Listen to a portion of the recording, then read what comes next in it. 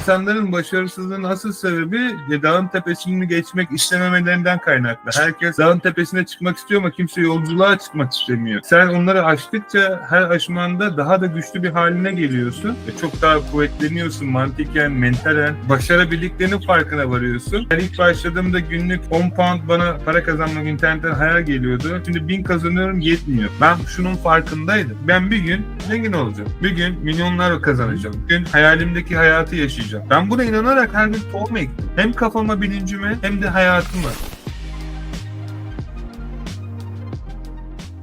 Ne yapıyorsun? Nasıl gidiyor? Vallahi hocam gayet iyiyim. Bir yandan işimle ilgileniyorum. Bir yandan bu işle ilgileniyorum. Çok keyifli bir hal almaya başladı. Ya vallahi çok Sorunlar güzel bir hal almaya başladı. Sorunlar karşıma çıkıyor. Onlarla böyle karşılık verip çözmek de çok güzel oluyor. herhalde. Çok keyifli olmaya başladı hocam bunlar. Yani her şey çok keyifli olmaya başladı. Bir an tutuklu kaldım böyle. Yani tadına varmışsın. Neydi? Hocam ya çok güzel. Çok güzel. Gerçekten böyle sürekli bir insan içinde bu enerji dolması, yani bir şeyler yapıyor olabilmesi ve yaptığını görebilmesi gerçekten çok güzel bir şey. Hatta şu anda az önce de sizde kayda başlatmadan önce bir müşteriyle yazışmaya devam ediyordum, yazışıyordum. Bir kargom gelmiş, yani kargom gitmiş, teslim olmuş. Müşteriye şeye gitmemiş. Yani teslim oldu mesajı gitmemiş ona. Ben de işte bunun sorularına cevap veriyordum. 5 Mart'ta bekliyormuş. Daha öncesinden gitmiş ama posta kutusundaymış. Ben onu yazdım. İşte cevap olarak. Amazon'dan baktım tabii hangi kargoymuş. Onlar şurada falan filan diye. Hemen onu Amazon'a kopyalayıp ona daha bir düzgün cümlelerle yazdım. Ondan sonra bir söylediğimi anlamadı. Posta odası yazıyordu şeyde. Amazon'da. Ben de kopyalayıp işte yaptığım için onu posta kutusu diye düzelttim. Orayı anlayamamış. Sonra bir takip numarası da gönderdim ama takip numarasının onda geçerli olmadığını söyledi. Sonradan ben baktım o gönderilen takip numarası yurt içi kargoymuş. Amerika'da olmayan bir kargo. O da bütün kargoları arattırmış. En son şeyine cevap vermedim ben de daha henüz. Önemli olan ürünün ulaşması ya da ürünün ulaştıysa da nerede olduğunu bilmesi. Yani onun bilgisini eğer atarsan müşteriye direkt yapay zeka ile yazdın nerede olduğunu. Hani göster sana. Öyle yap. Evet, öyle yapıyorum hocam. Çok güzel oluyor. Ulaşmaya gerek yok.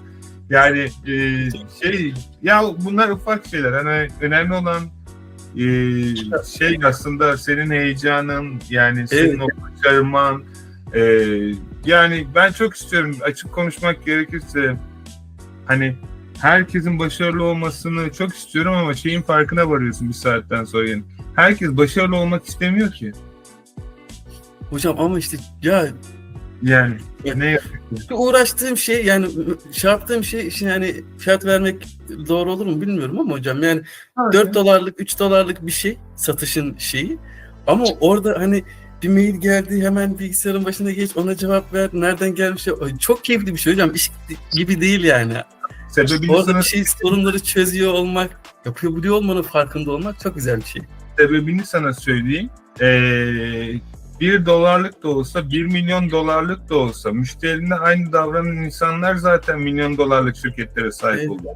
Çünkü sana güvenip senden bir hizmet alıyor. Ve emin ol, bu benim hayatımda kaç kere oldu. Benden böyle 3-5 dolarlık ürün alıp da ya da 10 dolarlık, 20 dolarlık ürün alıp benden neredeyse var ya 100 binlerce dolarlık ürün alan insanlar oldu. Çünkü niye biliyor musun? Hiçbir zaman sana paranın nereden geleceğini bilemezsin ama sen her müşterine milyon dolarlık bir müşteri gibi davranırsan o milyon dolarlık müşterin olur. Bunu da herkes anlamaz. Ben de anlamamıştım yıllar önce. Aman o 2 pound, 3 pound ne uğraşacağım. Ama senin yaptığın işine olan saygın ve onlara o verdiğin değer emin ol sana fazlasıyla geliyor. O yüzden hani sen işini iyi yap. Yani onların ne kadar parasının olduğu seni ilgilendirmiyor. Seni ilgilendiren şey senin sunduğun şeyi onların alması ve aldıktan sonra da onlara güzel bir şekilde ürünü ulaştırabilmen. Yani bir şekilde artık ne satıyorsan. Ve emin ol, gerçekten bu hayatta zengin olmak, başarılı olmak, ve arka tarafında ekonomik özgürlük olmak çok kolay. Bunu anlamayan milyonlarca insan var. Bunu anlamamalarının sebebi altyapılarından kaynaklı. Halbuki niye zengin olamasın ki? Yani niye kendine inanmıyor ki? Halbuki tek işte ne bileyim stoksuz olarak sana ait olmayan ürünü koy, listele, satılsın gitsin. Niye bunu insanlar yapmıyor? Çünkü kendilerine o şekilde bir sanki. vermiyor. Bana öyle geliyor biraz da.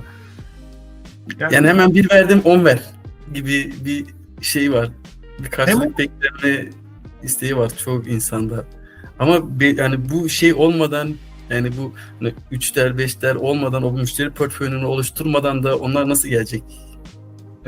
İşte biraz diyorum ya sana, hayatta insanlar her şeye sahip olabilirler. Fakat neden sahip olamayacağına inanıyorlar. Çünkü öyle öğretilmişler. Bir de gerçekçi olalım, bunu insanların anlaması belki zaman alacak. Hani inşallah almaz ya.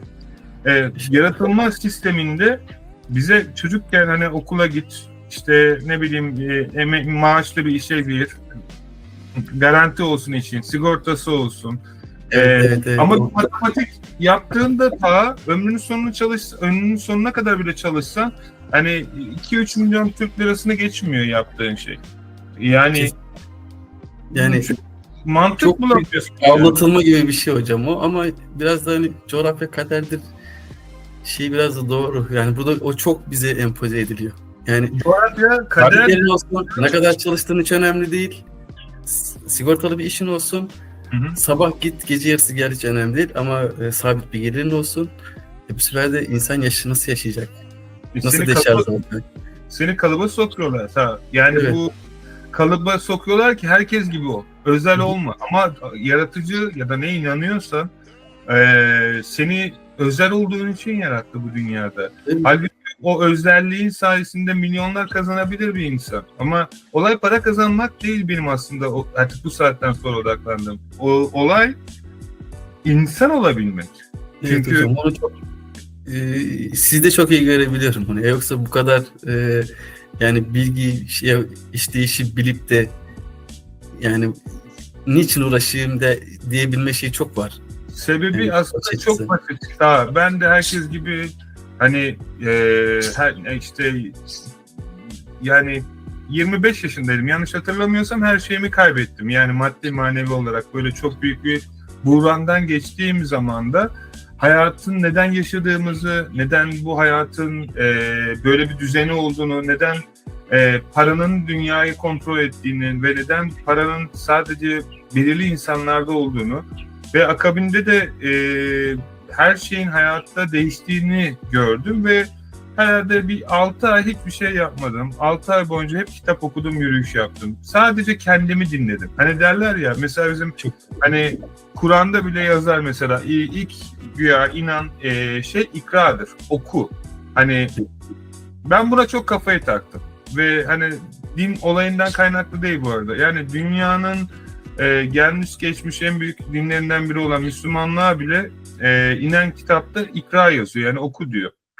Ya oku da neyi oku? Yani Kur'an'ı oku diyor. Yani örnek veriyorum buradaki senaryoda, ama aslında bana göre, benim inancıma göre insanın kendisi de bir kitaptır. İnsan kendini okursa evrenin, kainatın şifreleri kendisindedir.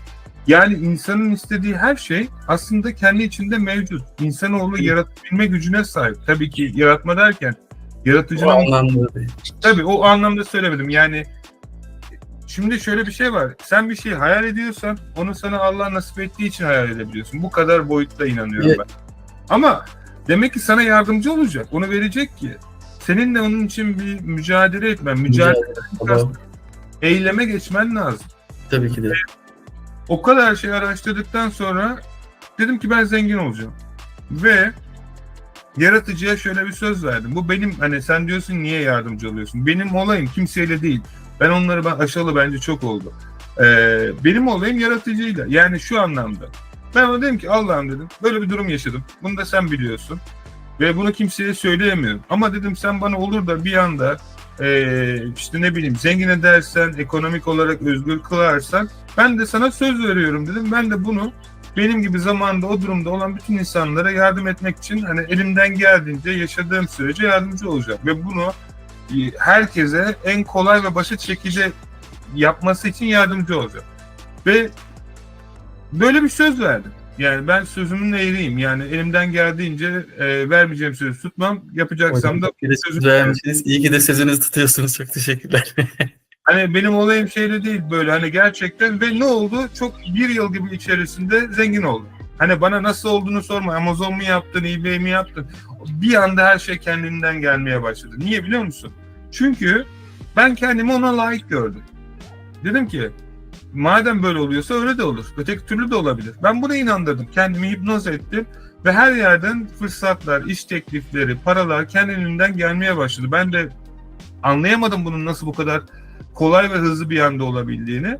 Ve bir anda kendime şunu söyledim. Olay senin ne kadar çalıştığında ya da hangi konumda müdür olman, CEO olmanla alakalı bir şey değil. Yani Allah birisine diyorlar, laf boşuna değil bence. Hani yürü ya kulum deyince gerçekten hani çünkü sistem sana veriyor. Sen çalışarak bu dünyada ömrünün sonuna kadar çalış.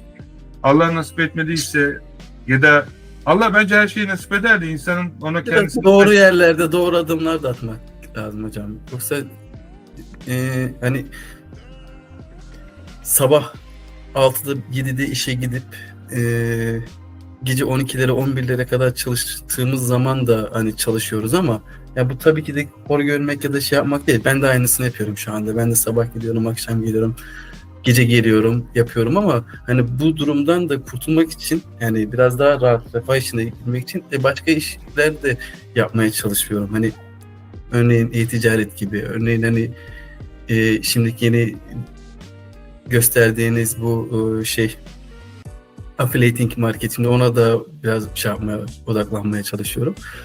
Ama işte orada çalışıp efendim? Özür dilerim lafını kestim ama yapay zekanın şu an içinden geçiyor. Farkındayım hocam ve ben de takılıp hemen o aşamalardan geçmek için elimden geleni yapmaya çalışıyorum. Sana bir şey söyleyeyim mi? Bir sistem buldum ve bu sistem Allah izin verirse tabii ki kısmet olursa o şerefe ben nail olursam çok mutlu olurum ama. İnşallah hocam. Bu sabah paylaştığınız video en son paylaştığınızı izledim. Hocam bir sürü şeyin tek bir platformda hepsi.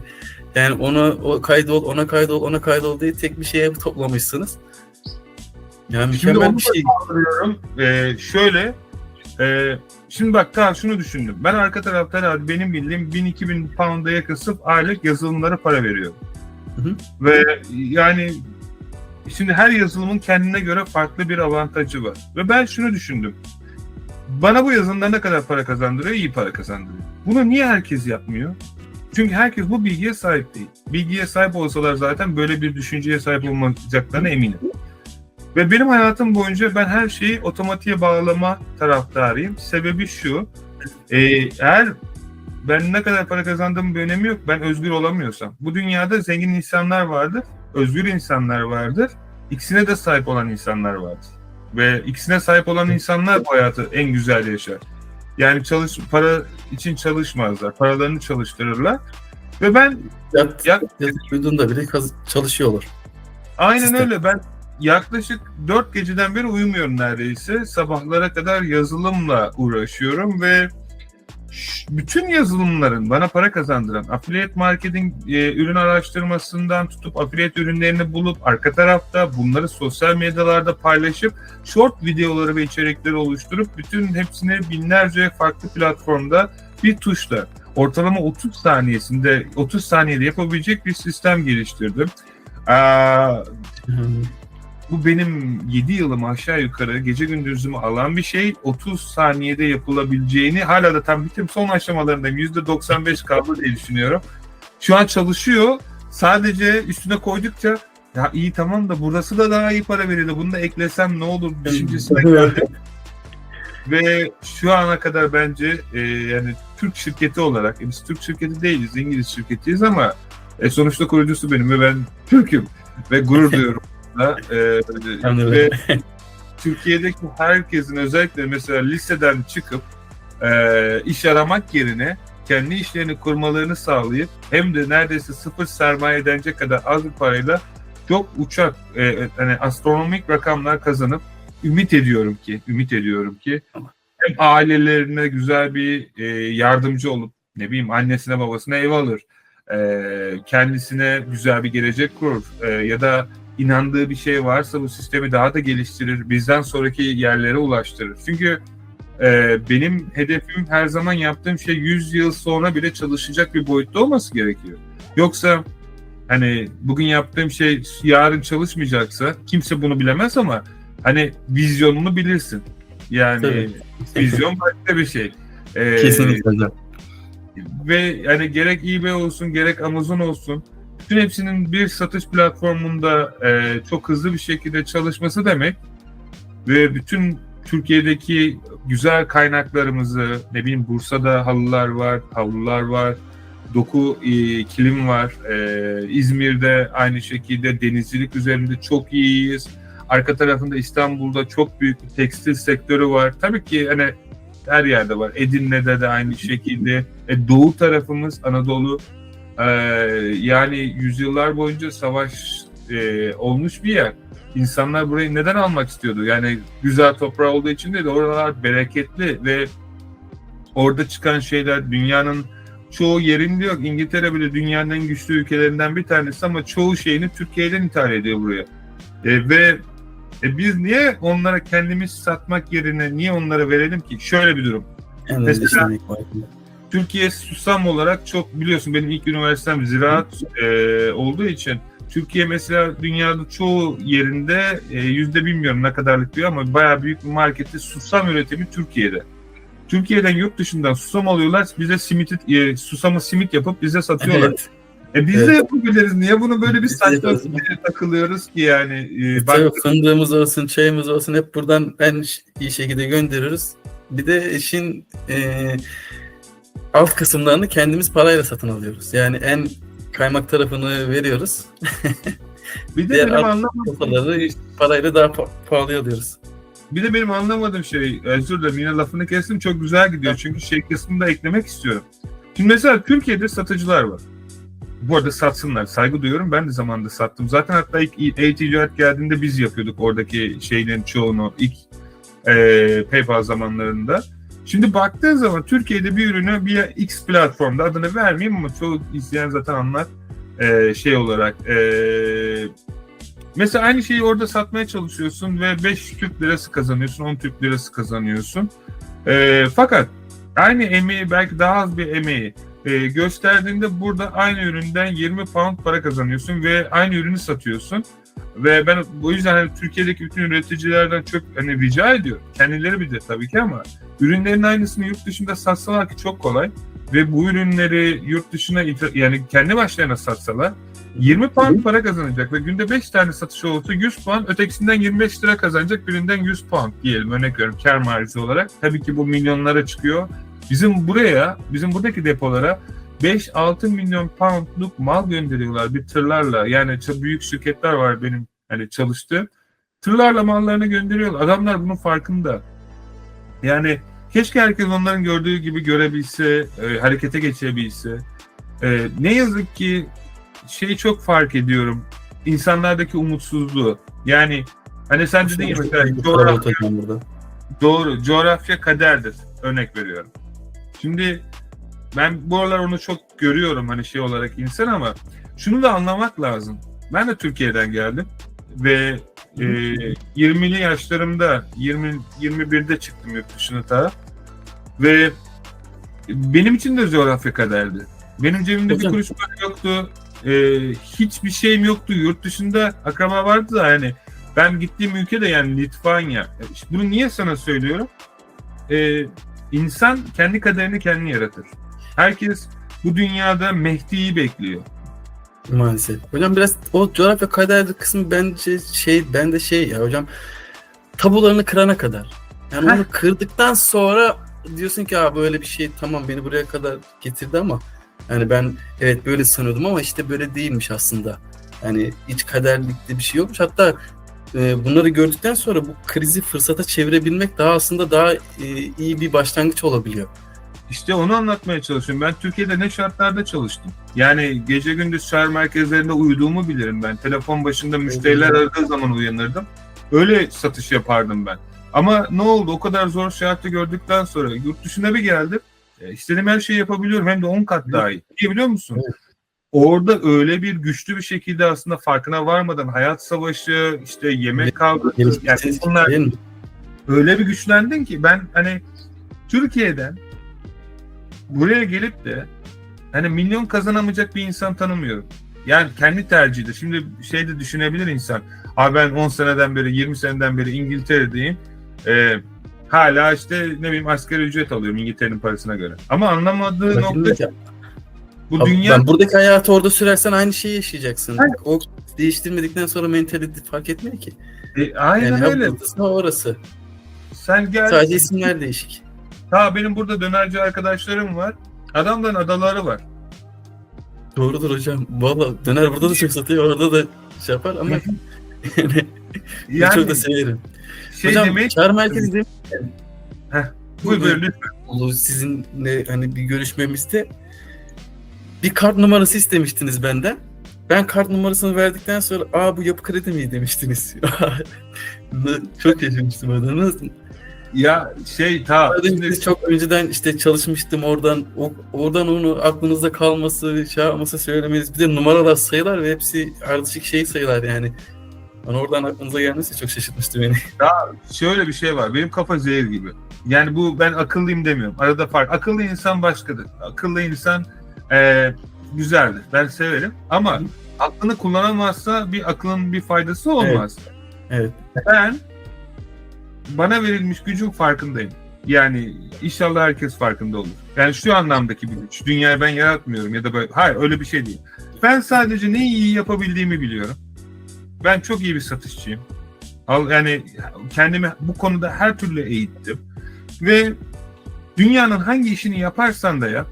Bugün hani insanlar örnek veriyorum. Ben iyi bir yazılımcıyım. Ben iyi bir doktorum. Ben iyi bir diş hekimiyim. Ben iyi bir falanca filanım. Kendilerine göre hava atarlar. Ve egosal şeyler bunlar ama sen o yaptığın şeyi satamazsan hangi mesleği icra edersen de et hiçbir anlamı yok. O yüzden mesela biz bazı böyle büyük şirketlerle çalışıyoruz ve çok büyük altyapıları var.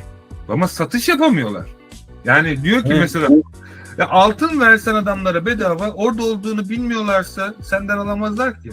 Bak bedava altın versen. Hani bence bu dünyadaki öğrenilmesi gereken ilk şey eğer inşallah ben her şeyi yaparsam da insanlar ilk önce satış. Kendini bile ilişkide bile bak ilişkide bile kendini satabilmeyi bilmen lazım. Şu anlamda öyle şu iyi anlamda mecaz etmeye çalışıyorum. Mesela sevgilim var.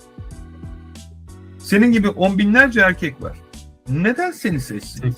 Kaşın gözün mü çok güzel? İşte boyun mu çok uzun? Çok daha güzelleri var. Çok daha uzun var. Her zaman da olacak. Ama kendini ona satabilirsen yine şu anlamda satabilirsen. İlk önce ona kendini satabilmen için onun arzlarını anlaman lazım. Ve hani bir erkekten ya da bir kadından beklentisine hani ilk önce bu analiz edilmeli. Sonra bunu kendi tarafından biçmelisin. Sen bunu yapmak istiyor musun? Ve iki tarafta birbirlerine uyarsa çünkü hayat çıkardan ibarettir. Yani verme alma döngüsü. Şimdi bir tarafı doldurmazsa ya da öteki tarafı doldurmazsa maddi manevi bu şey devamlı olmaz. Yani devamlı bir şey olmaz. Yani tabii satışlarınız çok önemli. Leonardo DiCaprio'nun sana bir filmi vardı hocam, bana bu kalemi sat. okey. Orada yanında o kadar bu işin okumuşu şeyi vardı. Geveledi bir tane mahalleden arkadaşı direkt tak satmıştı mesela. O işte okulla okumamış birisi. Çok severim ama kendi aslında gerçekten de böyle çok güzel satışlar yapmıştı. Sadece şunu demeye çalışıyorum. Bak orada adam ne yaptı? Adam orada arz yarattı. Yani ne dedi? Kalemin var mı? İşte imza atacak kalemin var mı diyor.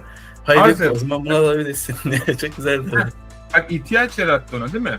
Evet. Şimdi dünyada da öyle. Sen hani şimdi birisine kendini satmak demek şey gibi anlamında anlamasın. Sadece şu anlamda demeye çalışıyorum. Sen yeteneğini göstermek. yani dünyada çok her şey var. Yani bir müşterinin ya da bir insanın hayattaki ne olursa olsun kendi yeteneğini onun ihtiyaçlarına karşılamayı bilmen lazım. Tabii ki bunun bir dozajı olmalı. Yani ben her şeyi onun için yaptım, fedakarlık yaptım ya da çok iyi ucuza ürün sattım değil. Sen kendi çizgilerini de yaratmalısın. Sana doğru gelen çizgilerini. Yani belki 5 doların altında ürün satmak benim tarzım değil. Bu senin politikandır artık. Yani bu senin hani derler ya kırmızı çizgi. Tabii ki sana ne kadar yani koyduğun şeylerin de bir mantık ölçüsünde olması gerekiyor. Evet. Ve emin ol. Dünyada herkese yetecek kadar para var. Dünyada herkese yetecek kadar yemek var. Öyle olsa güvercinlerin her gün uçuyorlar, bütün hayvanlar sokakta yaşıyor. Hangisi aç kalıyor? Hangisi açlıktan ölüyor? Yani burada insanlar kendilerine ya da yaratıcıya güvenmiyorlar. Bu çok bariz. Ve diyorlar ki ben nasıl edeceğim? Ama ne yazık ki dünya sisteminde şu anki yüzyılda şöyle bir sistem var. Yani adına istersen kapitalizmde, istersen şeyde işte büyük balıklar, küçük balıklar alakası yok. İnsanoğlu bir şey isterse yaratabilir. Bunu sadece nasıl yapacağını öğrenmesi gerekiyor. Çünkü bu bilgiye sahip olmadığı için şu an ona sahip değil.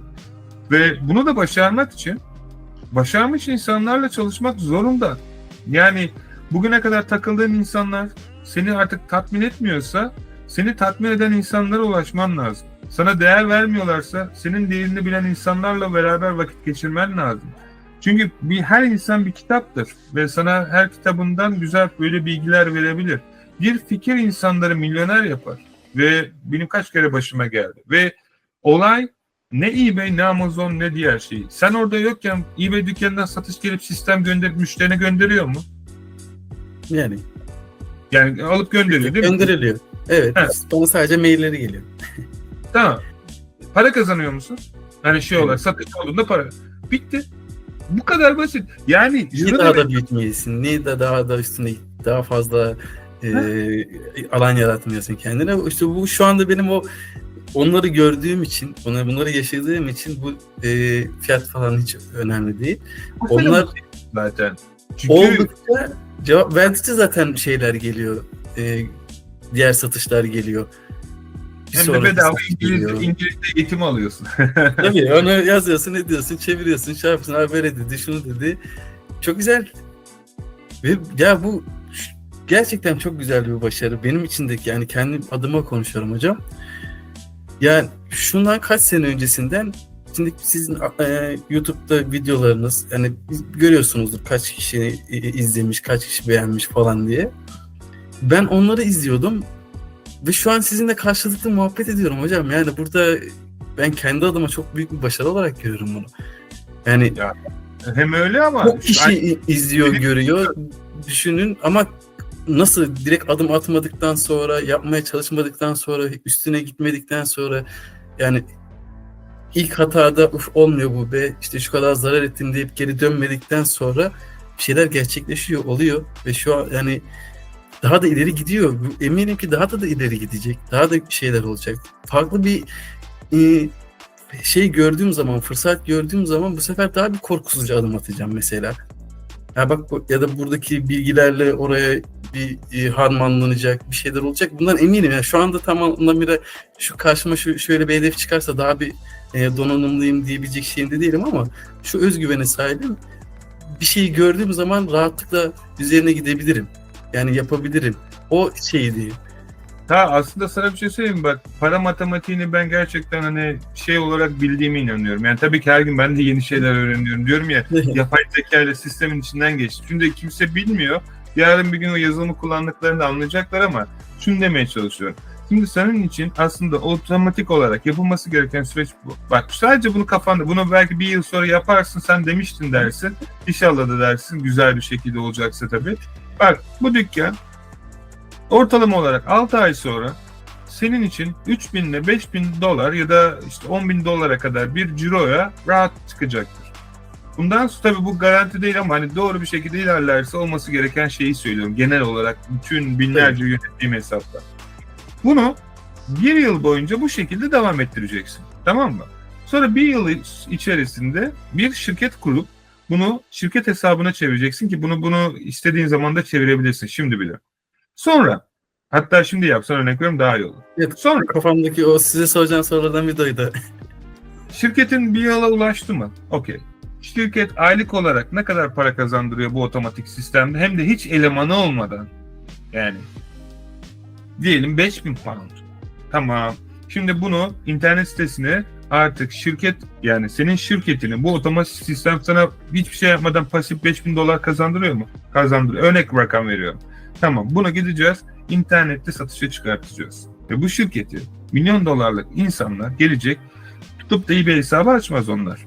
Zaten Evet. her ay otomatik 5.000 dolar, 5.000, 10.000, 20.000 dolar kazandıran dükkanları satın alırlar. Çünkü onlar şunun farkındadır. Benim zamanım Ben değerli. size uğraşayım. Ne uğraşacağım? Zaten ta yapmış 2-3 yıl Aynen eğitim, öyle. hizmetlere, ona buna para vermiş. Ne uğraşacağım? Ta kurmuş mu sistemi? Kurmuş. Ne olacak? Adam sana diyecek ki senin şirketinde, orada biz fiyatı belirleyeceğiz tabii ki ama biz diyeceğiz şirketi 2 milyon pound'a açık satışa çıkartacağız. Orada kimi gelecek 1,5 milyon teklif edecek, kimi gelecek direkt 2 milyona hap diye almaya çalışacak. Senin eBay hesabınla beraber şirketini satın alacak. 2 milyon doları sana verecek ya da 2 milyon pound, ya da şirketinin orada Wolf değerleri var. Yani herkes, hani o kadar parayı veren adam ne kadar yatıracağını da bilir, emin ol. Orada zaten şeyleri var. Şirketlerin datalarını görüyorlar. O ne oldu? çizelgelerini biliyor. Tabii bilgiler burada ulaşabiliyor. Herkes görebiliyor. Ben bile görebiliyorum. Bakacak adam, diyecek ki mesela ben buna işte diyelim 1 milyon dolara satıldı şirket. Diyecek ki ben buna 5 ay, bunu 4 yıl sonra ben bu şirketten gelen parayı bir cover yaparım. Ondan sonraki geri kalan 4. yıldan sonraki bütün seneler bu şirket bana 5.000 dolar hiç elemanı bile olmadan para kazandıracak. Zengin adam buna bakar. Yok ben 1 milyon verdim, paramı ne zaman geri... O onun matematiğini bilir. O paraya sahip olmasının sebebi o zaten. Yani kumar oynamıyor. Yani oynadığın yerler var ama kumar değil o. O ölçeklendirilebilir risk faktörüdür. Der ki ben bu ticarete bu kadar para yatıracağım. Benim başarı oranım %30'dur. Bunu kabul eder ve parasını yatırır. Ya da der ki bu ticaret iyi gidiyor, %70'tir. Daha fazla koymaya çalışır hatta. Ama hani Daha üst büyütür. Yani halihazırda bütün zararlı kârı önünde olan bir şey hocam. Yani kumarlık hiçbir şey yok ve dediğiniz gibi bizim de hani görmediğimiz, yapmadığımız çok şeyi bildiğinde. Bir de en şeyi, niçin bir sene 2 sene uğraşsın? Niye işin ceremesini çeksin? Ben çektim. O şey yapacak. Alan da memnun, satan da memnun durumunda. herhalde bir anda sana milyon dolar trink diye veriyorlar. Hani Evet. Elon Musk bile aynısını yaptı yani. X'i kurduğu zaman formun adını unuttum gerçi ama eBay'e sattı. eBay'den aldığı parayı 3'e bölüp işte dünyanın şu an en büyük şirketlerini kurdu. Yani onda da o kadar para yok. Böyle yatırım alıyorsun. Hani şimdi asıl en önemli olan şey ne biliyor musun? Sen 1 milyon kazandın. Ondan sonraki hayat senin. İster çalışırsın, ister ömrünün sonuna kadar o parayı yersin. Ya da zaten bunun artık nasıl yapılacağını biliyorsun. Senin normalde 3 yılda sportorluğu artık 3 haftada aynısını yapabilirsin. Evet. Biliyorsun daha o şeyi, değil mi? O algoritmayı biliyorsun, o şeyi biliyorsun.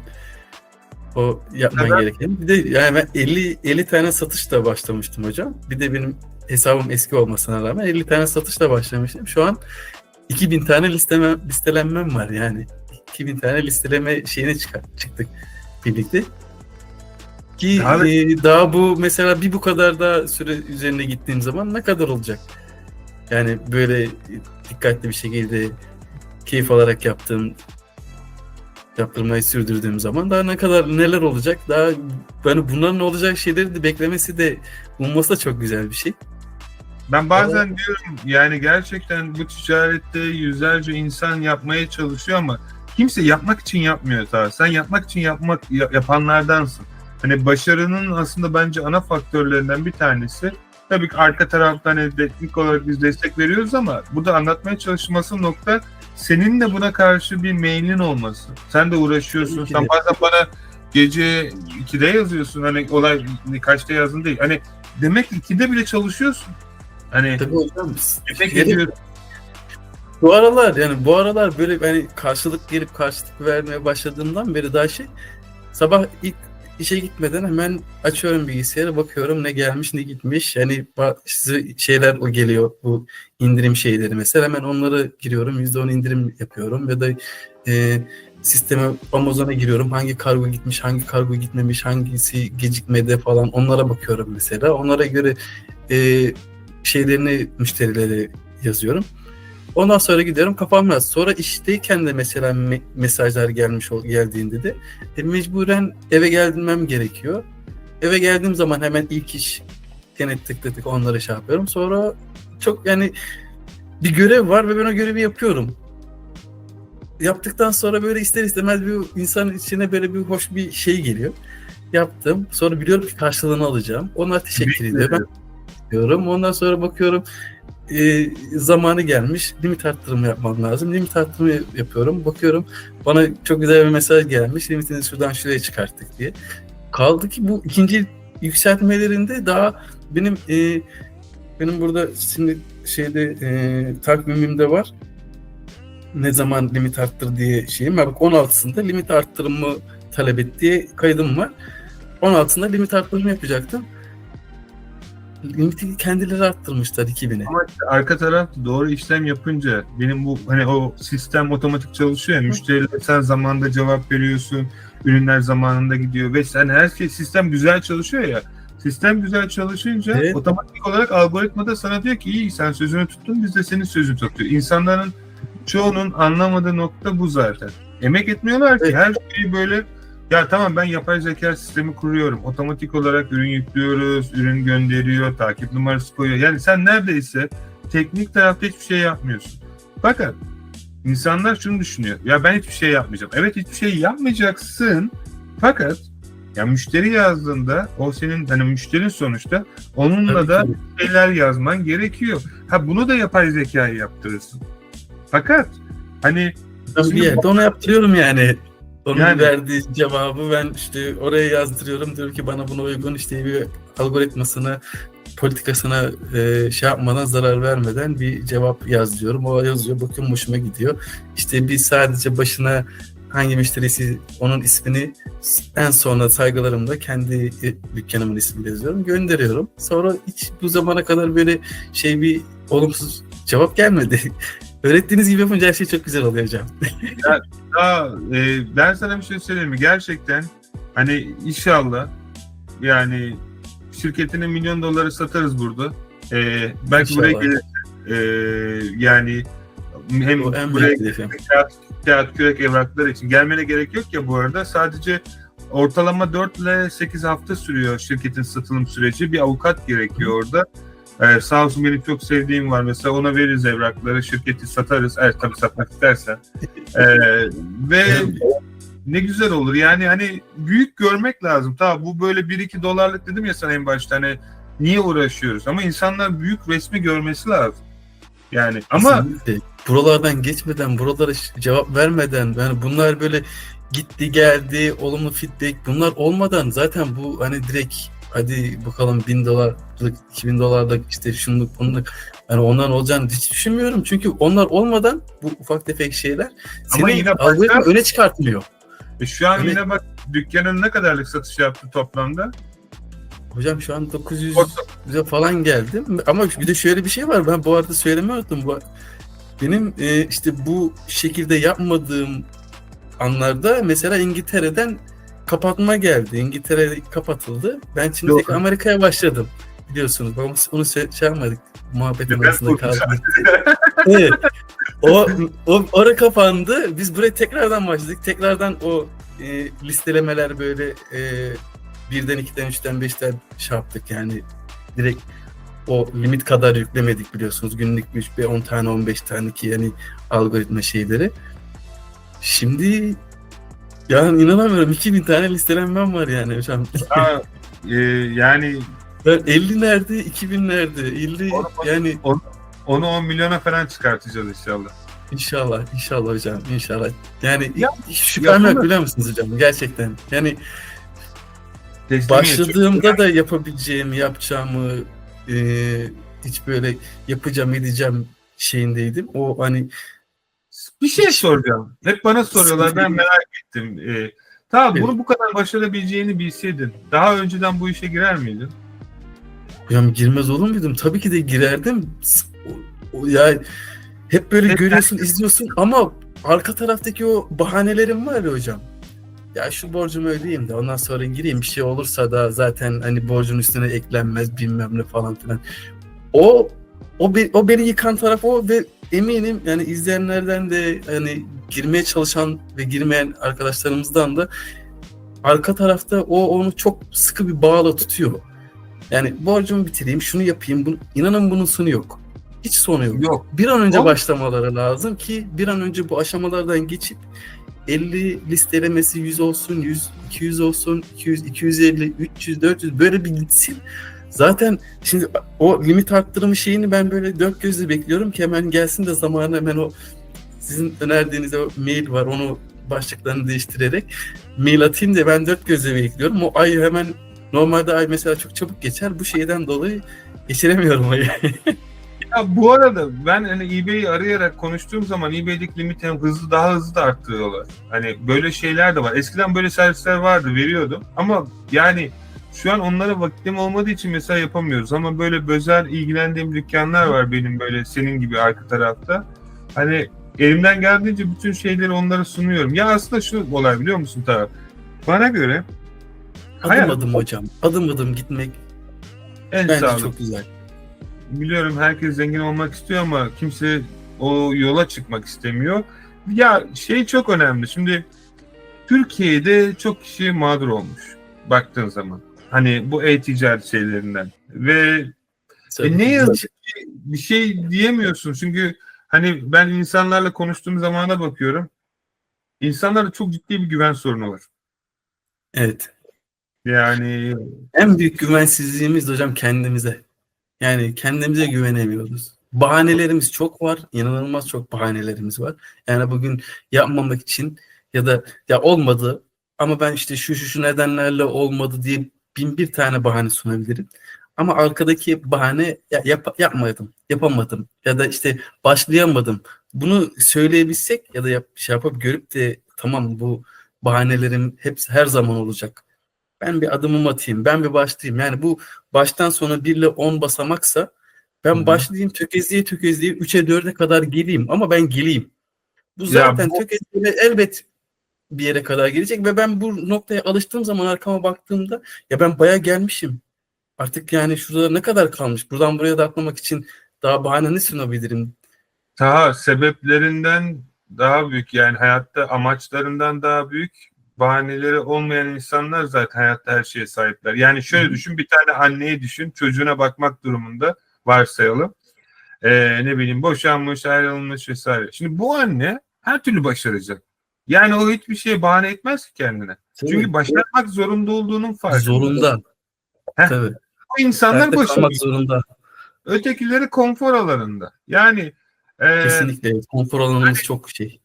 Yani yapsam da olur. Ya deneyeyim ha bundan para kazanırsam. Ha işte çünkü yani yapmasa da o hayatı yaşamaya devam edecek. Çünkü kafada hep şey var. Yani hani nasıl olsa bir işe girer çalışırım. Yani olsa Hocam da hani olur. açlıktan ölmeyiz. Gene Allah yani kimseye açlıkla sınamasın, kimse aç kalmasın etmesin ama yani aç kalma az önce başta da söylediğiniz gibi yani aç kalmak hani karın doyurmak başka ya da yaşamak başka. Yani çok şey bir durum.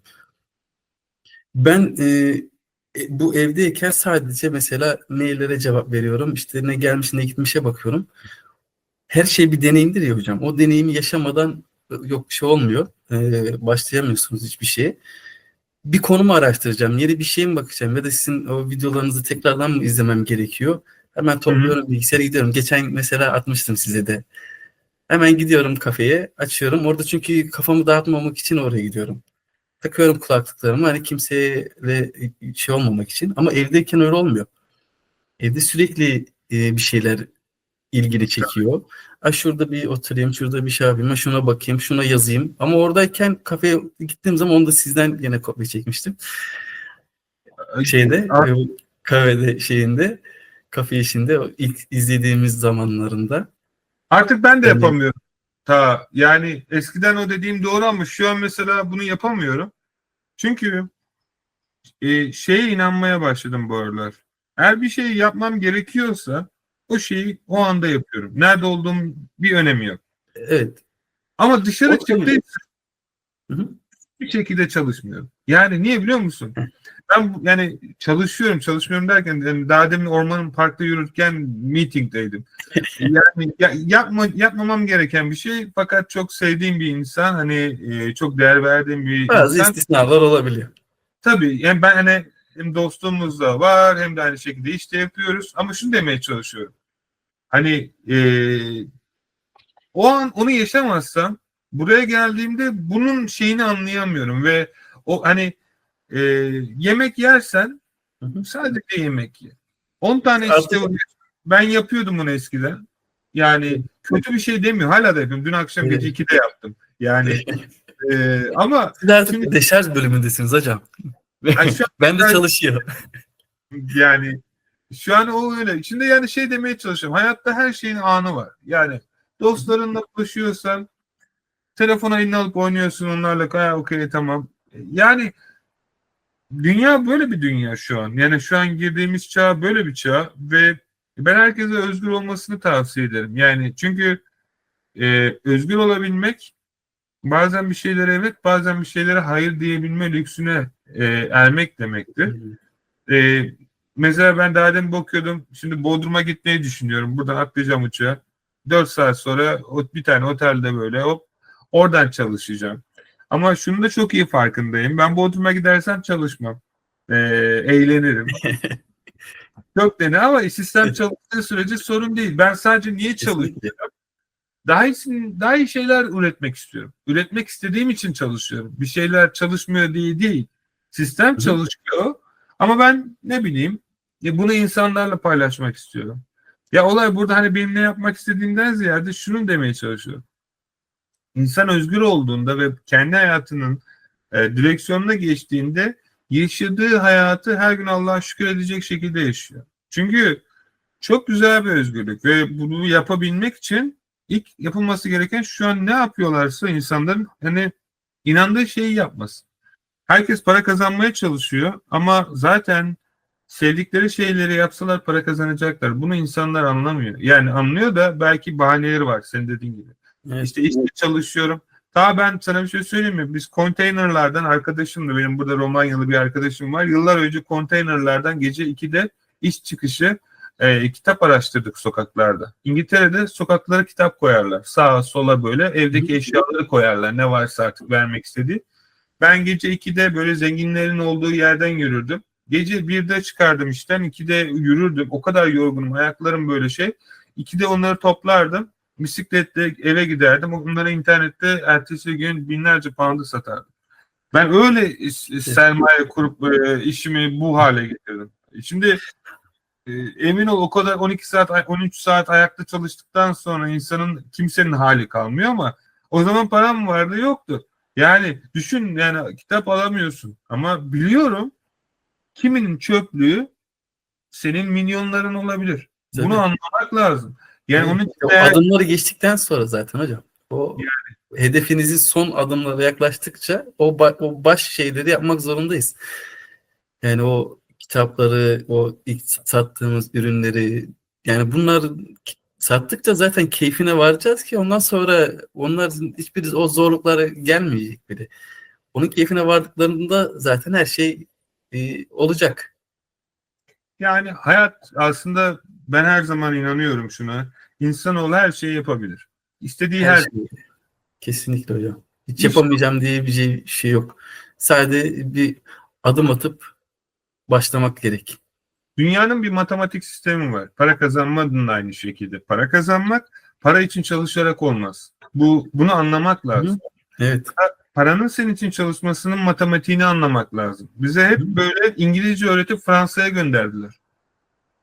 Fransa'da İngilizce bir şey olur da olmasa ne olur? Yani adamlar Fransa'da Evet. konuşuyor. Şu an bizim yaptığımız şey de o. Yani ömürleri boyunca üniversitelerde okunup üniversiteden mezun olduktan sonra iş bulmak için insanlar yıllar boyunca çalışıyor. Madem ben iş bulamayacaksam niye üniversite okudun ama birkaç bilgi öğrendin, hayatı öğrendin. De bana ne ya umurumda değil ben para Değil, değil. kazanamıyorum. Nasıl yaşayacağım şimdi? Yani kendimi geliştireceğim dedikten sonra yani o kısmına çok fazla hani yani diyebilecek bir şeyim yok da. Sistem yanlış Yani da. Yani şu an kesinlikle çalışıyor. hocam. Sistem belki 1960'larda, 2000'lerde çalışabilir. Saygı duyuyorum. Ama şu an 2025'in çağında yapay zeka ile ben bilgisayarımda konuştum. Hı Şu hı. an benim yapay zeka daha son geliştirdiğim sistemde bilgisayarımı kontrol ediyor. Sadece komut veriyor. O Yani kadar ya, şaka gibi. ya bir de şu sistemin hocam, bu Para sistemin kazandırıyorum, para kazandırıyor. Ya düşünsene, de 10, yani diyorum ki mesela 100 poundlık bana satış yap bir şekilde. Çak affiliate'i koyuyor, çak video yapıyor, oradan ürün yüklüyor. Böyle 5 dakika bekliyorum. 6. dakika $100 satış geldi. $100 kar. Ve böyle ağzım açık, önümde bir bilgisayar var, aklım var. Bu ayrı bir şey. ama tabii. Ona söylüyorum ne yapması gerektiğini. Forex bile yaptırtabiliyorum. Ve diyorum ki 100 pound kazandır. Bana 5 dakika içerisinde garanti bir şekilde, bunu garanti diyemezsin ama ben de bildiğim için ona verdiğim komut Hı hı. önemli. Bilgisayarıma giriyor ve istediğim her şeyi yapıyor. Ve dediğimi yaptıktan sonra çat diye para kazanıyor ve insan şunu düşünüyor. Neden 1 milyon olmasın? Neden 10 milyon Değil olmasın? mi? 100 milyon olmasın? Çünkü yapıyor. Tek yapman gereken daha çok büyük bir sistem. Ve ben sabırsızlıkla mesela Nvidia'nın yeni çıkartmış olduğu yapay zekanın son sürümü olan bilgisayarı bekliyorum. Dünyanın en büyük serverlarına sahip bilgisayarları şu an bu kadarcık bir bilgisayara koymuşlar. $2000 yakın bir para. Çıktığı zaman en aşağı 5-10 tane alacağım. Wow. Süper hocam. Onlarla neler yapabileceğimi düşünemiyorum böyle. Diyorsunuz İnanılmaz kendinize. ileri, Değil ileri, mi? inanılmaz ileri derece teknoloji bir. İkincisi e, neredeyse onların bana sunmuş olduğu ağla bütün dünyaya ulaşabilirim. Şu an da ulaşabiliyor. Evet. Şu an teknoloji çok ileri bir seviyede. Evet. Fakat Ön o çalışma bilgisayarlar çok hızlı.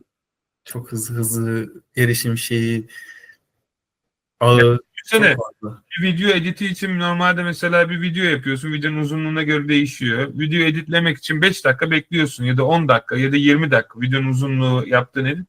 Ona komutu verdiğinde 5 saniyede edit bitti. Hayatta ne kadar hızlı bir şey yapabileceğini düşünebiliyor Evet. musun? Onlarca eBay dükkanı açtırabilirsin ona ve yapay zekada hata oranı çok düşük. Tabii. Yapıyor tabii ki hala bazıları beta sürümde ve her gün ilerliyor. Ve düşünsene yani konuşarak komut veriyorsun ve sana çat diye para kazandırıyor. Ve bundan sonra sen neyi düşünürsün ki daha? Bundan sonra düşüneceğim şey, bir fırsat hemen gördüğümde atlamamadır. Valla bence herhalde Evet. Geliyor. dünya hani vardır ya filmlerde böyle dünya şeyini döndürsün. Nereye gideyim? Tık. Çünkü Ya olay gitmek de nerede? değil yani. Yapabilirsin. Şu an bile yapabilirsin. Hepsi Yani bir haz hocam onların. Sonunda yani hazzı yaşadıktan sonra bir başka bir şeylere yönelmek gerekiyor ya, şey olarak. Yani git tamam. Şimdi ne yapmam lazım? Şimdi de sizin o şeyiniz de, altyapınız da var. Şimdi de öğretmem lazım. Şimdi paylaşmam lazım. Sizin o sekmeniz de açık bir anda. Yani yönelebileceğiniz çok şey var. Donanım var, apolet var. O yüzden inşallah sizin gibi olurum ben de. inşallah daha iyisi olursun. Tabii ben sadece her zaman şeye odaklıyım. Bu dünya verme alma dünyası. Ne verirsen ben Tabii, tabii. ya bak ben böyle şeylere inanmam. Verdikçe geliyor zaten hocam. Paylaştıkça, verdikçe, hani bir ister, bir verirsin, bakarsın 5 gelir. Bu normal şeyde, ticarette de bir hocam, ben esnaflık yapıyordum. Hiç reklam yapmadım. Hiç yani reklam yapmadım. İşte dediğim hani bir broşür dağıtmadım, bir siteye reklam şeyi vermedim ama gelen müşterilerim hep böyle olması gerekenden fazla bir şekilde sundum hizmetimi. Yani vermem gereken gıda sektöründeydik. Waffle kumpir yapıyordum. Yani normalin biraz daha fazlasını şey yapıyorduk. Hizmetini güzel veriyorduk. Soruyorduk nasıl, beğendiğiniz, beğenmediğiniz yerler var mı falan diye. Onların o geri dönüşleri bize hep farklı müşteriler olarak geldi. Hiç işte falanca kişi önerdi, şuradan geliyorum. İşte falanca kişi önerdi, şuradan geliyorum. Hep böyle böyle oldu. Biz onlara verdik, onlar bize verdi. Yani isimler farklı ama işleyiş aynı. Vereceksin, gelecek. Vereceksin, gelecek.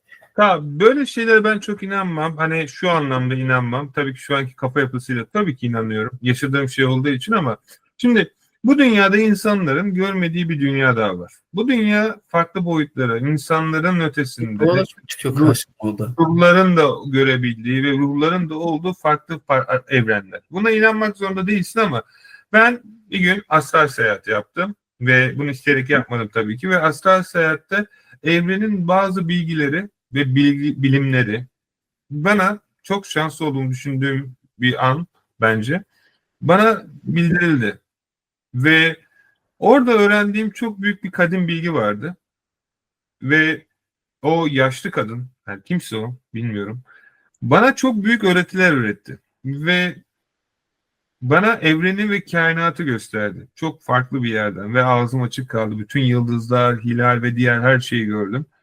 Ve bana ne dedi biliyor musun? Bütün yıldızlar birbirine bağlandı ve dedi ki dünyaya gittiğinde bu yıldızları hiçbir zaman unutma dedi.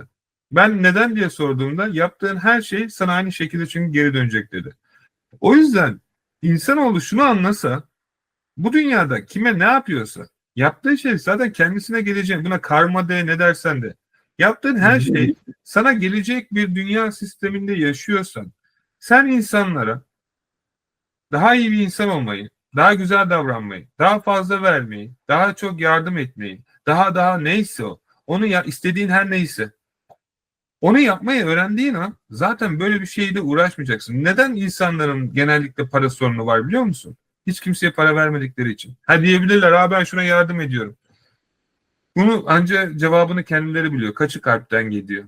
Yani biri zekatı öğretti diye zekat vermem lazım. Hı hı. Lazım diye bir şey yok. Alma verme döngüsü var. Eğer bir şeyi istiyorsan o şeyi ilk önce verebilmeyi öğreneceksin. Ben bu dünyada sahip olduğum her şeye vazgeçtiğim zaman sahip oldum.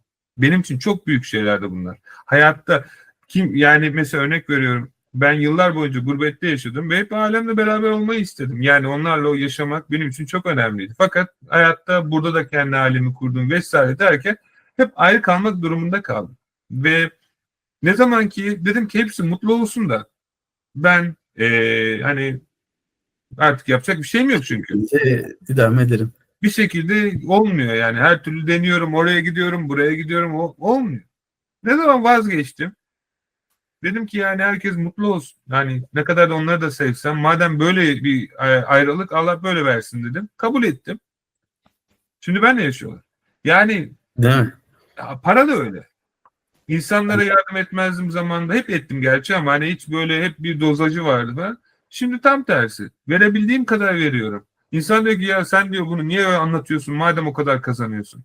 Fakir bilinç. Sana bir şey diyemem. Üzgünüm. Çünkü evrende herkese yetecek kadar para var, bilgi var ve bilgiyi paylaştıkça yukarıdaki sistem bana daha çok fazlasını veriyor. Sen bunu anlayamazsın. Çünkü sen hiçbir zaman vermedin ki ve ben sana bir şey anlatmakla da vakit kaybetmem. Çünkü sana anlatacağım bir şeyi sana gelmeyeceğini biliyorum. Aynı seviyede olmadığımızı biliyorum enerjisel olarak. Yani ne kadar çabalasan da boş olacak şeyler var. Yani kaba alamayacağından fazla Yani, aynen. o yüzden Ne kadar çok şey bilmek alır. aktardığım da bu çok önemli. Bunu herkesin anlamasını beklemiyorum. Ve astral seyahatle şimdi örnek veriyorum astral seyahat ne? Bana da deselerdi yıllar önce ben astral seyahatlere kaç kere çıktım bu arada. Hiçbir şeyin böyle olmadığını, diğer boyutlardaki insanları, diğer boyutlardaki canlıları görmeseydim ve onlar bana bu bilgileri sunmasalardı ben bugün yani hiçbir şey olmazdı ki. Değil mi? Olurdu belki ama ya insanlar zamanında yani Hızır diyorlar. Yani herkes bir şey olduğu zaman Hızır gibi Hızır yetişti derler. İşte ne bileyim eski alimler ne bileyim bir yerden kapıyı açarmış diğer yerden Kabe'den çıkarmış. Yani doğru yanlış bunu tartışmıyorum. İşte ne bileyim işte büyük peygamberler denizi yarmış, ölüleri diriltmiş. İşte tabii biz peygamber değiliz ama şunu demeye çalışıyorum. İnsanlar bunun mümkün olabileceğine inanıyor. Diyor ki çünkü yaratıcı tarafı. Ama yaratıcı bizi de yarattı. Niye bize de böyle bir ne bileyim bu özgürlüğü vermesin? Verir. Sen istedin mi? Evet çok istedim. İnandın mı? Yani söz ağızdan çıktı mı tamam kelime de ne kadar sen arkası derin isteyerek, içeriden inanarak söylediğin önemli. Ya da Ha, verdiğin zaman 5 lira verip de çok böyle hani içinden gelmiştir, o kadar vardır, şey vardır, onu verirsin ama öte yandan milyonları verir, o senin 5 liran daha kıymetlidir.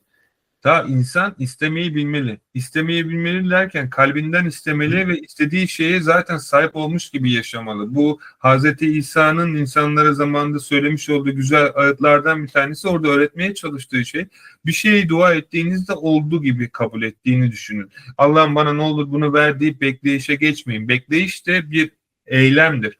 Ve hep beklemede kalırsınız. Hani çoğu insan zengin olmak istiyor ve niye olamıyor biliyor musun? Aynısını ben de yaşadım. Hep bekleyişteler. Yani şu anlamda, şu iş bitsin olacak, şu iş bitsin olacak, Evet, şu proje bitsin.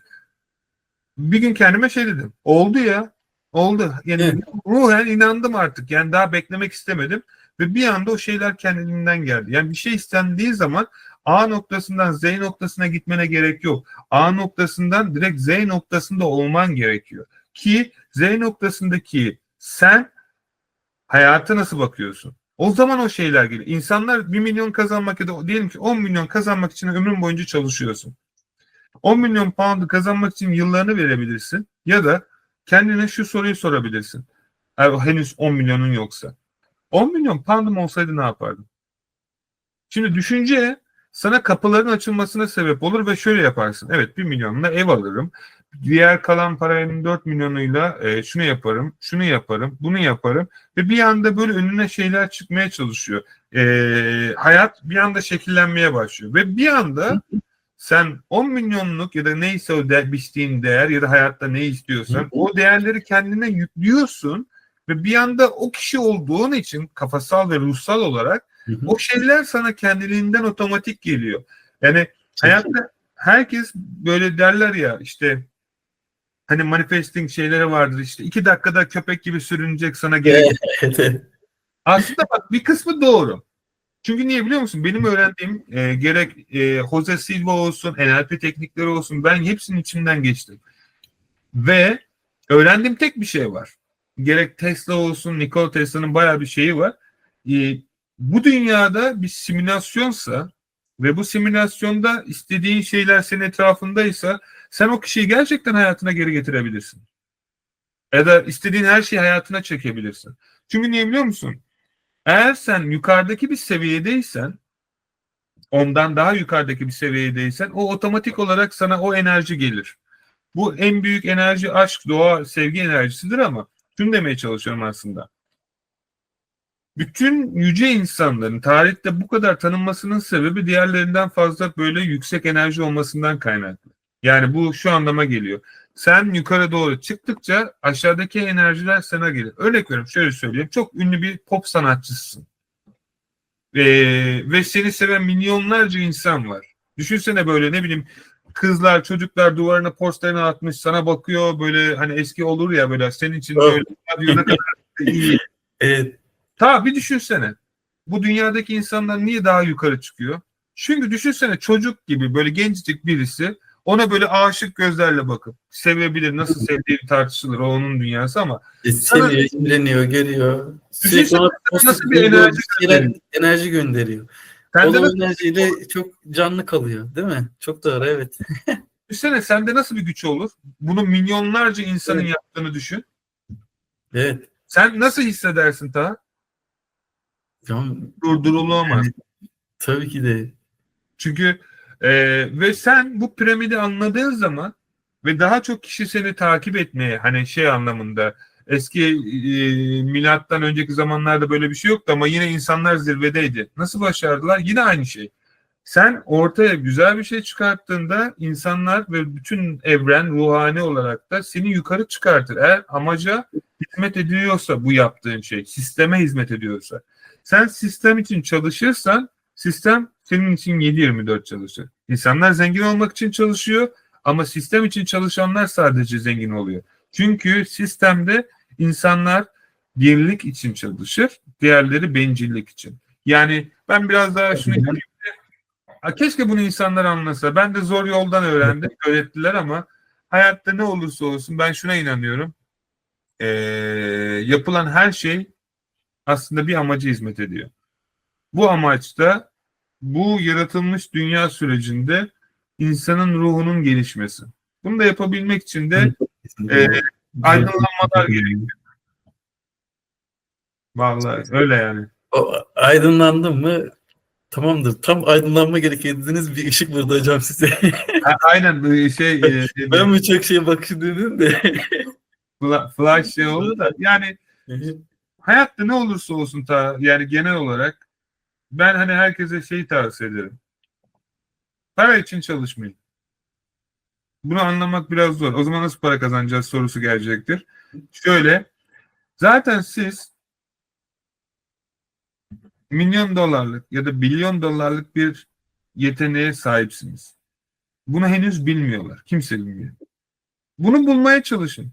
Gerekirse kendinize tatil verin. Kendinize zaman ayırın. Ben bu dünyada neden yaşıyorum? Amacım ne? Neye hizmet ediyorum diye kendilerine sormaları gerekiyor. Yani bir insanın yaratıldıysa bir amacı olmalı. Yaradan bu kadar şeyi anlamlı yaratan bir şey biz amaçsız göndereceğini şahsen düşünmüyorum ben. Tabii herkes inancına da saygı duyarak.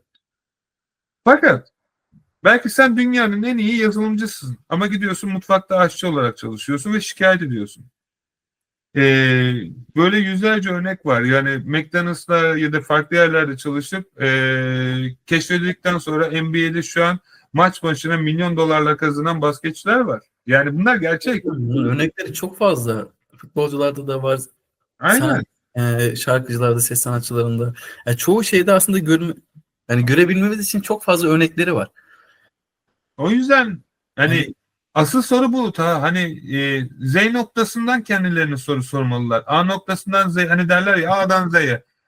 Ama sen Z'de olman lazım. A'da değil. Ya da yani şey de değil bu. adım adım gitmen lazım. Şu da yanlış bir düşünce. Hani A'dan D'ye geçersen B'ye geri dönersin. Bu doğru.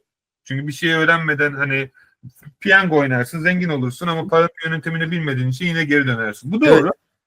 Evet. Fakat sen Z'deki gibi düşünürsen o B'de, D'de, C'de diğer alfabeler de seninle gelir. Kişisel Hani, gelişim aslında. Yani kendini bir geliştirip her anlamda hem ruhani hem mantıken çok basit bir örnek geliştirdiğiniz vereceğim. zaman Çok basit bir örnek vereceğim. Hani bir şey de yapmıyorum. Çok böyle yoksa bu konulardan çıkamayız ama e, tohumu sen yaratamazsın. Varsa teknik olarak şeyinden bahsetmiyorum. Tohum gelen bir şeydir. Şimdi senin görevin toprağa tohumu ekmektir. evet.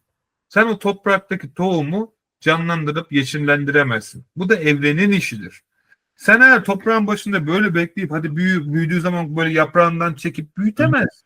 İnsanlar bunu yapmaya çalıştığı için hayatı boyunca bir şeye sahip olamıyor. Senin görevin bulduğun bütün tohumları toprağa ekmek. Bazısı bir anda filiz verir bu kadar büyür. Bazısı köke Evet. aşağı iner ama bir çıktı mı da çınar ağacı gibi devrilmez. Evet. Hepsi birbirinden farklıdır. Sen ne tohum ektiğine odaklan. Eğer elma yemek istiyorsan elma tohumu dik. Domates istiyorsan domates dik. Armut dikip de patates bekleme. Tabii. Ama Yani istediğin bir şeyin üzerine git. o yüzden Yani, hani insanın kendisine yatırım yapması lazım. Kendisine değer katması lazım. İnsan hayatta zengin olmak ya da başarılı olmak ya da istediği her şeye sahip olmak istiyorsa sistemle beraber çalışmayı öğrenmek durumunda. evet, en Bunu büyük sistem de dediğiniz gibi kendimizde hocam. Kendi içimizin sistemi. Kendi sistemimizi çözüp kendi hepimizde benliğimize var. yönelik şey yaptığımız zaten her şey ortada yapılması gereken. Vay Yani be. kendimizin farkına varmamız lazım. Uyanış zamanı geldi artık. Altın Evet. çağdayız. Yani bundan sonraki zaten nesiller çok iyi farkında olacak ama bu süreç her insanın yapay zekayla aslında yapay zeka bizim sistemden çıkışımızı sağlayan anahtar. Bunu doğru bir şekilde kullandığımız zaman Hı hı. sistemin bütün tarihi bilgilerine ve bütün gelecek bilgilerine ulaşabileceğiz. Ve bunları öğrenmek insanoğlunu çok farklı bir enerji seviyesine çıkartacak.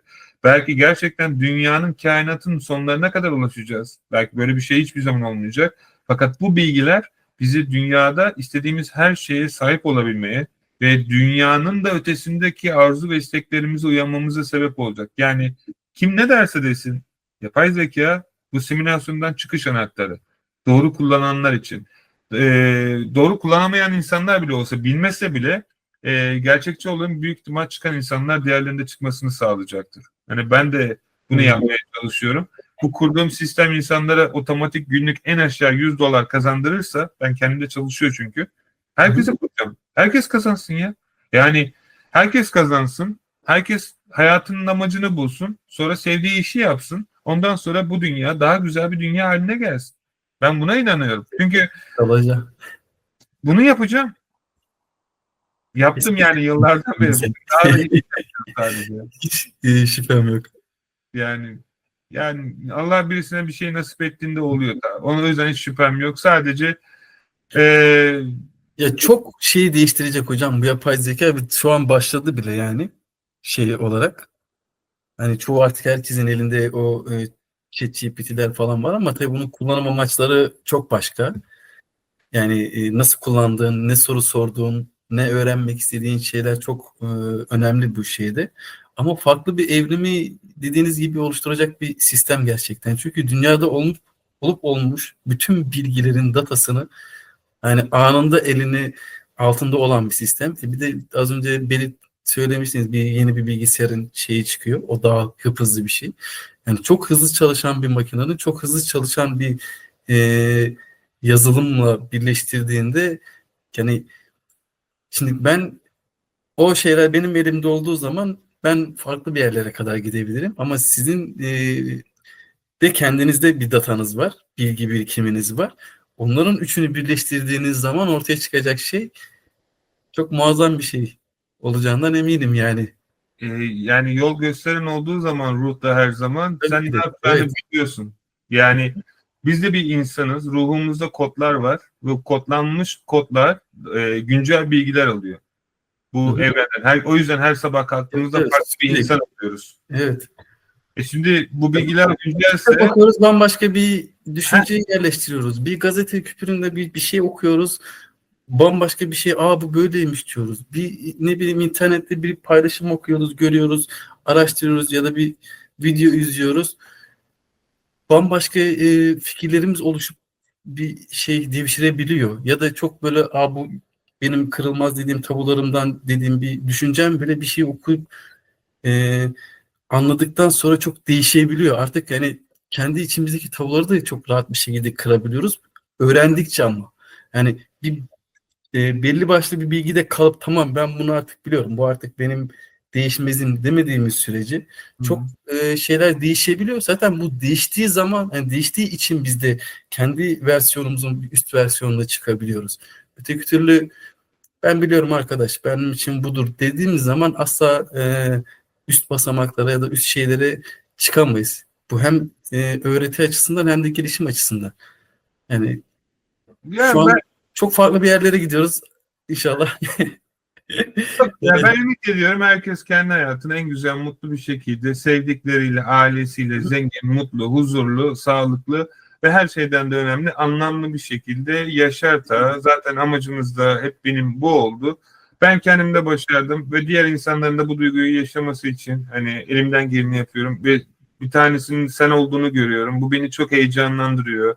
Çok mutlu ediyor ve daha da ileri gittiğini bilmek de beni çok daha böyle kendimi çok daha bu işi daha da iyi yapabilmem için heves veriyor. Değil mi hocam? Bir yani motivasyon oldu aslında. Yani Yani ben nasıl bir şey yaptım, başardım yani şurada mutluluk bulaşıcıdır. birisine cevap verip işini çözdüğüm zaman ben nasıl mutlu oluyorsam bizlerin başarısından nasıl bir mutluluk o benim daha henüz tatmadığım bir şey de. Ama anlayabiliyorum yani. Yani Yani şimdi size 3 satış oldu, 5 satış oldu, 10 satış oldu. Benim kadar heyecanlandırmayabilir tabii ki de. Ama çok daha şeyi yani bu öğretmen öğrenci ilişkisi gibi bir şey. Yani öğretmeye çalıştığınız birisinin bir şeylerin öğrendiğini ve yani yapmaktan mutlu olduğunu gördüğünüz zaman da bunun tarifinde o da sizde yani onun şeydi. Yani bu güzel bir şey ve emin ol hı hı, bu kurduğum sistem inşallah yakın zamanda bitecek. Ben sadece sizinle paylaşacağım şey tarafında bunu deneme olarak yani ilk başta sizinle başlayacağım sistemi herkese tanıtmadan önce. hı hı. Ve Bilmiyorum hani nasıl yaparım, nasıl ederim. Belki orada farklı bir sistem gelecek ama her ne olursa olsun ta seninle valla konuşmak harikaydı. Ben çok mutlu oldum. Hocam Yani ben yani zaten böyle yani bazen böyle tutup kalıyorum. Hani ne desem hani sizin hani bir şeyi bir sistemi anlatırken hani çok bazen işte bir şeyi anlatırken ikinciye geçiyorsunuz, üçe geçiyorsunuz. Hani bir şey elinizde bir bilgi var. Bilginin tamamını anlatmaya çalışıyorsunuz ya hocam. Yani oradaki şey şimdi ben sizle konuşurken ya şunu desem şu az olur, bunu desem bu çok şey olmaz. Şunu demeyeyim de şey olmasın. O yüzden bu çok tutuklu olabiliyor bazen konuştuğumuz zaman. O da tamamen size olan hani saygı sevgiden dolayı. hissediyorum şimdi sana satış gelecek Vallahi, gibi hissettim ben. Ta. vallahi hocam geldim işte az önce de. Şaka, Söyleyeyim bak. şaka yapıyorsun. Şey Vallahi gelmişti. içime doğdu da. Fırça şeyine bakmıştım. Fırça satmış hocam. Şaka yapıyorsun. Vallahi dur göstereyim size. Bak yemin ederim içime doğdu. Bir anda böyle. Evet. Zaten olay bu. Ta olay ne biliyor musun? Göstersem sorun olur mu hocam? Ama dükkanı içine kapat sadece. Dükkanı Şöyle içine göstereyim. Dur, tam Şaka bakmıyorum. gibisin ya. Şey hocam. Hayır, ya yemin ederim içime doğdu. Çünkü niye? Tam sol. Bak olay şu ta. Ben hani sana bunu anlatmaya çalıştım. Ben yaptığım hiçbir şey ben istediğim için yapmıyorum. Sistem böyle bir kapı açıyor bana. Kafamın üstünden gelen böyle bir bilgi var. Bütün videolarımdan tut, bütün anlattığım her şeyde o bilgi akıyor. O bilgi bir şekilde benden çıkıyor. Bazen ben bile kendimi izliyorum. Bazı videolarımda ben bile kendimi tanımıyorum. Bu düşüncelere nasıl sahip olduğumu ya da yani şey sadece vizyon aynı ama bu bilgi bende yok. Yani bazen diyorum ki vay anasını satayım bunu nasıl söylemişim? Yani çok bak sen de konuşurken böyle içimden kafam böyle şey diyor. Tarihe satış geldi. Ne alaka? Hani konuştuğumuz konuyla bile alakası yok. Ama o bilgi geliyor. Anlatabiliyor muyum? Yani böyle hani ne derler ona? İnsanlar ileriyi görür ya. Hani böyle üçüncü gözü açık mı derler onun? Kalp bir şey derler ama tam Hocam ona hem kalp hem üçüncü göz ona çok şeyleri var. bir de o var. Aynı anlamda farklı söyleşiler. 5 yaşından beri olan bir şey bu. Ben takımda yanımda çalışacak çocukları yani güzel değerli kardeşlerimi 7 yıl önce rüyamda gördüm ve bugün onlarla beraber çalışıyorum. Yani şunu demeye çalışıyorum. Ben hani sistem için güzel bir şey yapınca mucizeler karşınıza çıkıyor ve mucizelere inanın arkadaşlar. Gerçekten inanın. Çünkü mucizeyi veren siz değilsiniz. Verdiği zaman da tadını çıkartın. O yüzden mucizelere inanın. İnandığınız şeyler oluyor çünkü bu dünyada. Korktuğunuz şeyler de olur. Kesinlikle. Korktuğunuz şeylere dikkat etmeniz lazım. İnandığınız şeylere dikkat etmeniz gerekiyor. Yani ve her şeyden de önemlisi bir hayat yaşıyoruz. Bir oyun gibi düşünün. Tabii oyun değil ama en güzel şekilde oynayalım. En güzel şekilde tadını çıkartalım ve Yol ve çizgilerini aşmadan olması lazım hocam dediğiniz gibi hani oyun kısmını belli bir yere kadar, ciddiyet kısmını belli bir yere kadar yani biri birini geçmemesi lazım. Zaten hepsi arasında böyle ince bir çizgi olduğu için çok çabuk da aşabilirsin, çok çabuk düşebilirsin o ciddiyetle ciddiyetsizlik arasındaki o şeydi. Hepsinde oyun gibi oyna, zevkini tat, bir yerlere gel. Ciddi ol, farkına var, gene bir yerlere gel. Hep bu süre gelen şeyler ama o şey çok önemli dediğiniz gibi. her zaman yüzyıllardan beri 5000 yıllık kitabın içerisinde okuduğum kelimeyle o zaman bu güzel videoyu bence sonlandıralım demeden önce sadece sormak istediğim bir şey var mı daha ekstradan aklında olan? Ama hocam sormam Özel bir şey işle ilgili olursa yazarsın bana ben sana yine cevaplarım video olarak hani şey olur. İşte şu anda şey sorayım hocam çok şeyde kalmasın. Ben şimdi şirket kurmalı mıyım bu şeyde onlar var. Yeni bir Amazon hesabı açtım. Benim bir tane siparişim Aç. oluşmamış mıydı? Yani Amazon'da belli bir sınıra gelmiş olduğum için Amazon farklı bir sistem istiyor. Birkaç tane ürün için öyle olursa iptal et. Gerek yok. Ama 3-5 tane oluyorsa 2 tane olsun. Benim 5 tane vardı. İkisini de bağlayalım. Bir ondan alsın bir bundan. Bir ondan böylelikle Amazon hesaplarının güvenliği de artar. Yani bir hesaptan 1000 tane almak yerine 2 hesaptan 500 alınca Bunlar çok daha uzun ömürlü oluyor. Ve şirkette kurarsan limitini ben senin söz vermeyeyim ama böyle bir 100.000'e çıkartırım. Valla çok iyi. Hocam ben Bak söz vermek gibi olmasın. Yani bunu denerim. ben Tahminim senin hesapta böyle bir sonuç alırız. hocam onu alırız.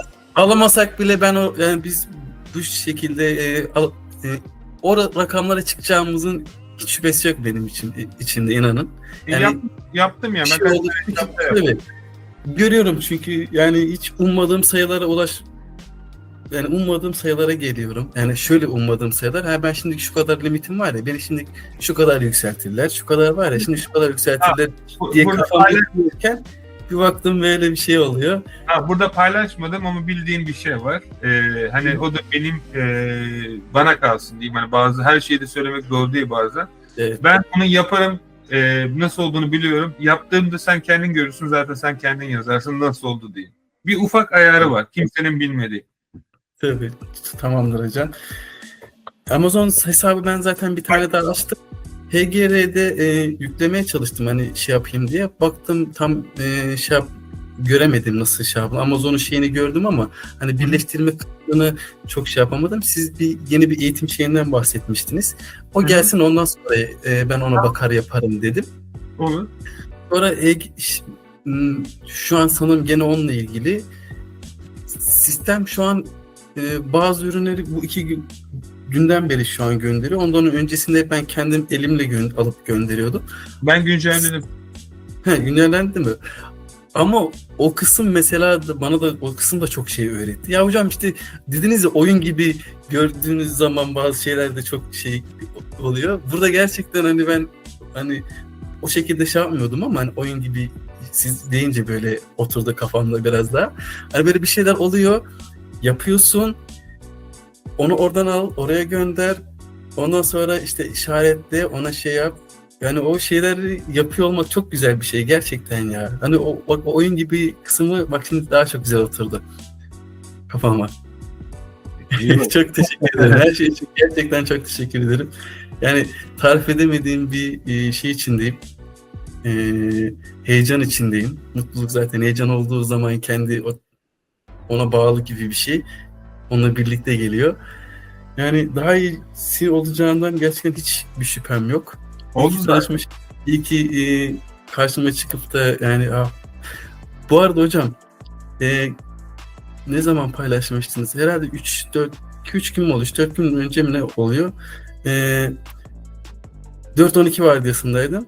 Vardiyam bitti. 12'de serviste geliyorum. Bir baktım yani zaten o yol arasında hemen açıyorum YouTube'a, bakıyorum paylaşılmış mı ya da canlı yayınınız var mı? Baktım yeni bir video paylaşmışsınız. Arkadaşımız Burcu Hanım'la bir şey. Hocam o videoda var ya gerçekten hem böyle çok duygulandım hem böyle çok şey oldum. Yani onun heyecanını görüp kendi heyecanımla böyle bir birleşim oldu. Çünkü ben de daha çok çok eski diyemem de çok da yani çok arasında bir yerdeyim ama hala da o şeylerle şeyimdi. Yani hala da böyle heyecanlanıyorum en ufak bir şeyde, böyle iyi bir şeyde. Onu başta nasıl yapacağım, nasıl edeceğim? Aynı heyecan bende de vardı çünkü. Ya çok duygulandım gerçekten. Serviste geliyorum böyle bir gözlerim doldu. İzledim, ettim. Ya dedim hem şey yaptım hem de imrendim. Yani çok güzel bir videoydu. İzleyip anlayabilen. Bildiğim o da çok böyle paylaşmak çok güzel bir duygu.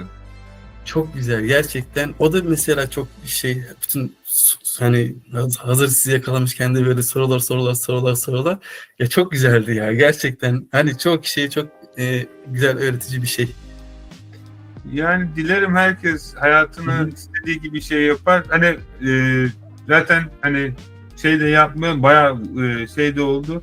Benim bile izleyenlerin bilmiyorum da benim bile kafam karışacak ama demeye çalışıyorum aslında.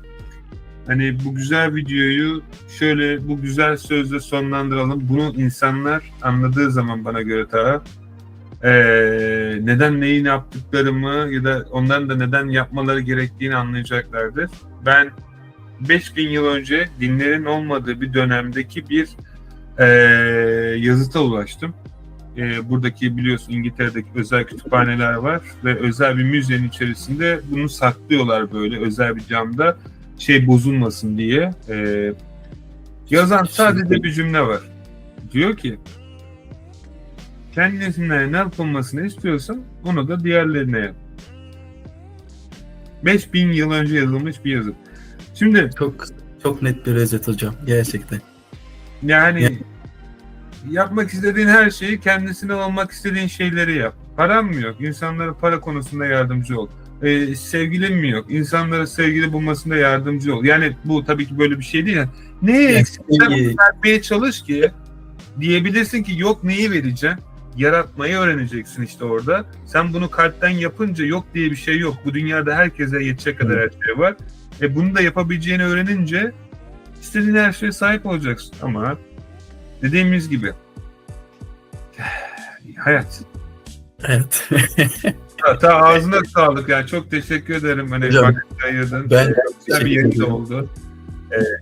Yani e-ticaret de olsa işin içerisinde işin arka tarafındaki asıl olayları da biraz ben paylaşmaya çalıştım ki bunu anlamadan para kazanamayacaklarını bildiğim için söylüyorum. Kazansalar bile belirli bir boyut olacağı için. Hani evet. Umarım bir gün anlarlarsa da ne mutlu bana. Çünkü sadece şeyde değil, ürün koydum, ürün sattım, ürün şey yaptığımda değil. Bu şeyi anlamak çok daha önemli. Anlattığınız şeyleri böyle yani karşı taraftaki o idrak edilme şeyi idrak edildikten sonra her şey çok daha güzel gerçekten gelecek ve geliyor da ben görüyorum bak az önce konuşurken dediğiniz gibi gelmiş. Şimdi göstermemde yine sorun var mı bilmiyorum da. Yani ismini gösterdiğiniz sürece sorun yok. Bak bir tane ürünüm de şimdi mesela bunda zaten bir şey gözükmüyor.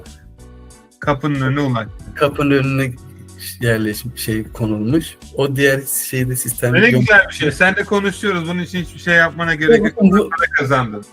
Evet bak az önce mesela bunlar böyle oluyor. Ve üstüne de gidilecek şeyler. Yani bugün 1, yarın 3, yarın belki 0, ondan sonraki gün 5. Yani bu çok güzel bir sistem ve oyun gibi dedi. İşte ona takıldım biraz çünkü anladığım şey yaptım. Çok güzel hocam. İyi ki varsınız gerçekten. Aynı şekilde.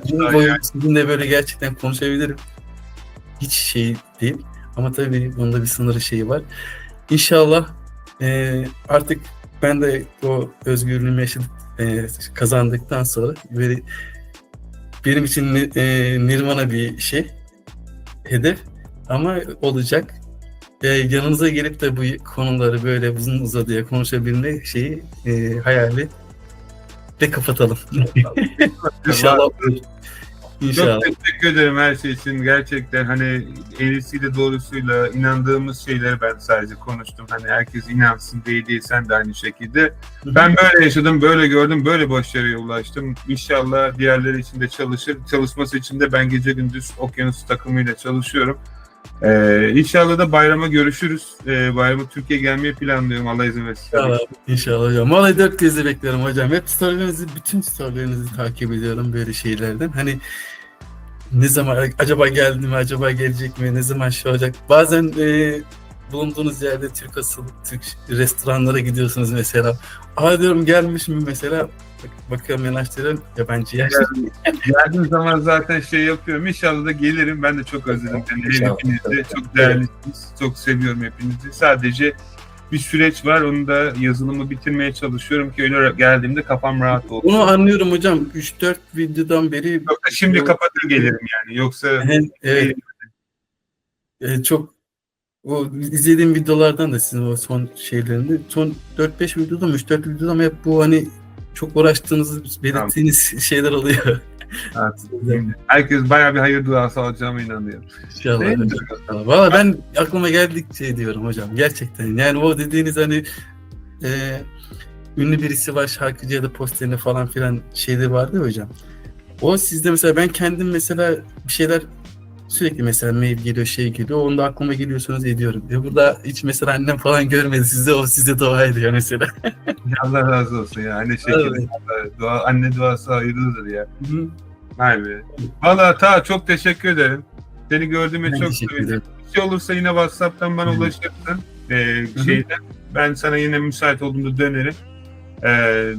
Çok teşekkür ederim tekrardan. İzleyenler de umarım faydalı olmuştur bu video. Tekrardan haberleşiriz o zaman. Tamamdır hocam. Kendinize iyi bakın. Tamam. Çok Ailede seviyorsunuz. herkese çok selam. Kendine Okyanus'a da çok selam. Yanınızdayız hala. Yok, yarın bende. Yersi de. Tamamdır. Ona da çok selam. Onu da öpersiniz benim için. Kendinize yakın. Sen de kendine çok iyi bak. Ağzına sağlık tekrardan. Hoşça kal. Teşekkür ederim.